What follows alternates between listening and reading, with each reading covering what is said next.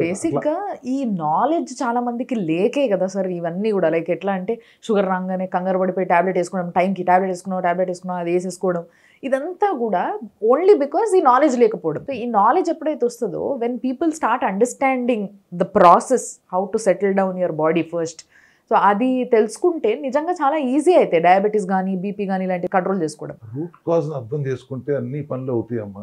ఎవరు ఏ డాక్టర్ మీకు ఇంత డీటెయిల్డ్ గా చెప్పరు కదా. టాబ్లెట్ జీవితాంతం టాబ్లెట్లు వేసుకోవాలా, నెంబర్లు కంట్రోల్ చేస్తుంది కానీ ఇన్సులిన్ రెసిస్టెన్సీని ఏమి ఆపలేదే. ఈ మందులు వేసుకుంటారు, ఒక మందుతో మొదలు పెడతారు, తర్వాత కాంబినేషన్ డ్రగ్స్ వాడతారు, తర్వాత డైరెక్ట్ ఇన్సులిన్ వేసుకుంటారు, ఇన్సులిన్ డోస్ పెంచుకుంటా వెళ్తారు.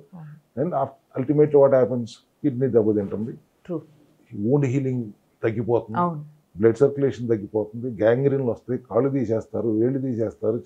ఇన్ని సమస్యలకు కారణమైన ఆ మందులని వాడమని మీరు చెప్పటం ఒక రకంగా అనకూడదు కానీ క్రైమే కదమ్మా. True sir, true. నిజంగా ఇవన్నీ ఎందుకు మాట్లాడారు సార్ డాక్టర్స్ అందరూ కూడా? నాట్ అలోపతి అంటేనే, పతి అంటే మీకు అందరూ హస్బెండ్ అనుకుంటున్నారేమో. పతి అంటే ఆర్గన్ డిజార్డర్, జబ్బులు, ఆ గ్రీక్ వర్డ్ అది. అల్లోపతి అంటే, అల్లో అంటే సిమ్టమ్ అడ్రసింగ్. ఓకే. ఆ డిజార్డర్ సిమ్టమ్స్ని అడ్రస్ చేసే మెకానిజం అల్లోపతి. రూట్ కాజ్ని అడ్రస్ చేసే మెకానిజం కాదు. ఇప్పుడు న్యాచురోపతి అంటే ఆ ప్రాబ్లమ్ని న్యాచురల్గా హీల్ చేయటం. ఆయుర్వేదం అంటే సైన్స్ ఆఫ్ లైఫ్, అదొక విధానం. సో అల్లోపతి ఎమర్జెన్సీకి అల్లోపతి తప్పితే, అల్లోపతిలో వాళ్ళు నేర్చుకుంది అదే. ఏ జబ్బుకి ఏ మందు వాడాలి అదే నేర్చుకుంటారు కదా. న్యూట్రిషన్ గురించి అలాగే 4-5% కూడా అవగాహన ఉండదు కదా. ఒకవేళ ఆ 4-5% అవగాహన ఉన్న ఈ సూపర్ స్పెషాలిటీలు వచ్చిన తర్వాత ఆ పర్టికులర్ సబ్జెక్ట్ మీదే అతను స్పెషలైజ్డ్గా ఉంటాడు, కానీ మిగతా ఏమి అతను మర్చిపోతాడు. అట్లా కాకుండా ఇప్పుడు నేను సెల్ హెల్త్ విధానం ఏంటి, అడ్వాన్స్డ్ న్యాచురోపతి. ఆయుర్వేద కూడా కాదు, advanced naturopathy. I will call it సెల్వేద.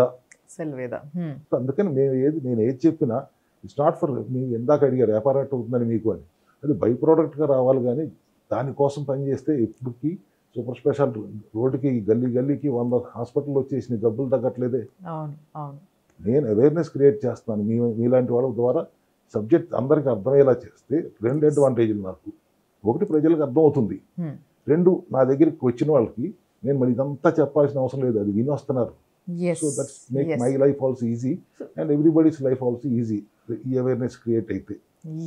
So చాలా మందికి ఈ విషయాలు అంటే చాలా సింపుల్ విషయాలు, మినిమం ఈ నాలెడ్జ్ లేకపోవడం వల్ల మనం చేస్తున్న పెద్ద పెద్ద అనార్థాలు ఏంటివి అనేది అర్థమైతే, అట్లీస్ట్ ఈ నాలెడ్జ్ మీకు పనికి వస్తే వీఆర్ వెరీ హ్యాపీ. సార్కి కూడా అదే కావాలి అండ్ మాకు కూడా అదే కావాలి.